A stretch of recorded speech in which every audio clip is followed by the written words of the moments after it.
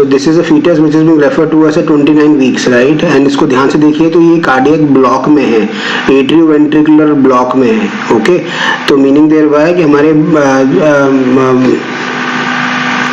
This is the foetus which was referred to as 29 weeks, okay. तो atrioventricular block में है, इसको ध्यान से देखिए तो रिदम की गड़बड़ है, इरेगुलर हार्ट बीट है, right. And how do we establish it कि अम्बिलिकल आर्टरी के फ्लो को अगर आप देखिए तो आपको ऐसा पता चलता है कि जो वेव्स हैं वो इरेगुलर है, ठीक है। सो इसको ये पता चलता है कि ये हार्ट बीट जो है वो इरेगुलर है।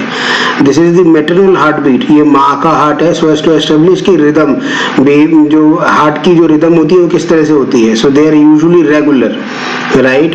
And this is the heart, and therefore the heart beat is usually 110 से लेकर 160 के बीच में होती है। तो what we got is this 87 and 90 and all those stuff. ये कार्डियक हाइपरट्रोफी है, so it is a globular cardiac hypertrophy.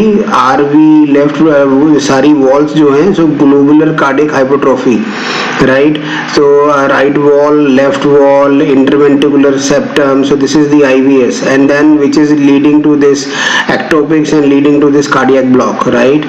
So ध्यान से देखिए तो रिदम भी इसकी गड़बड़ हो जाती है, इसी को हम एस्टेब्लिश कर रहे हैं। तो ये अम्बिलिकल आर्टरी में आप देखिए तो ये वेव जो है वो इरेगुलर हो जाती है, so meaning thereby that.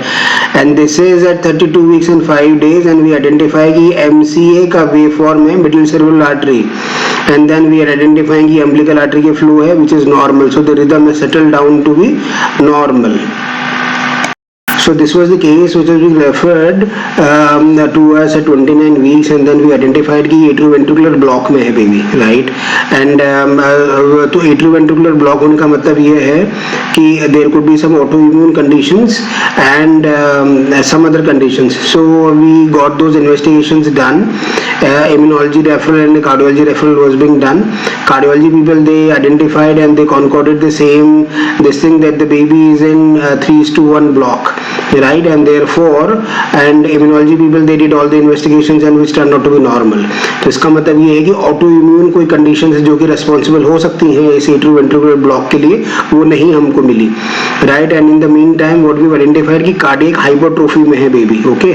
So which is called as an HCM, hypertrophic cardiomyopathy, right. तो वो जो बेबी की जो ग्लोबुलर है, सारी जो वॉल्स है, इंटरवेंट्रिकुलर सेप्टम है, राइट वेंट्रिकुलर वॉल है, लेफ्ट वेंट्रिकुलर वॉल है, वो हाइपरट्रोफी है और उसकी वजह से वो एक्टोपिक बन रही है और उसकी वजह से ही बेबी वो एट्रियोवेंट्रिकुलर ब्लॉक में जा रहा है. So we started with steroids to the mother, right, in some doses, okay.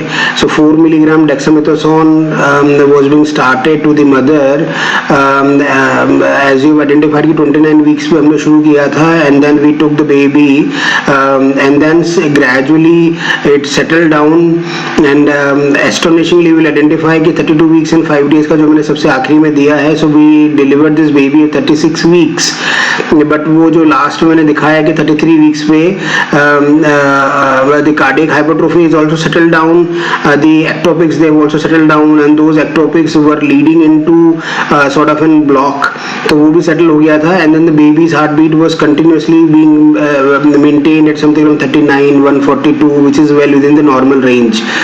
How did we look around for the babies? Bi-weekly we did the ultrasound and she was continuously being given those steroids, and the diabetologist was looking around and her blood sugars were being looked around for, and then we identified that steroid since has got some anti-inflammatory properties and therefore reduced the cardiac hypertrophy, and therefore the ectopics which were there because of this cardiac hypertrophy, right. So this is how the antenatal treatment has helped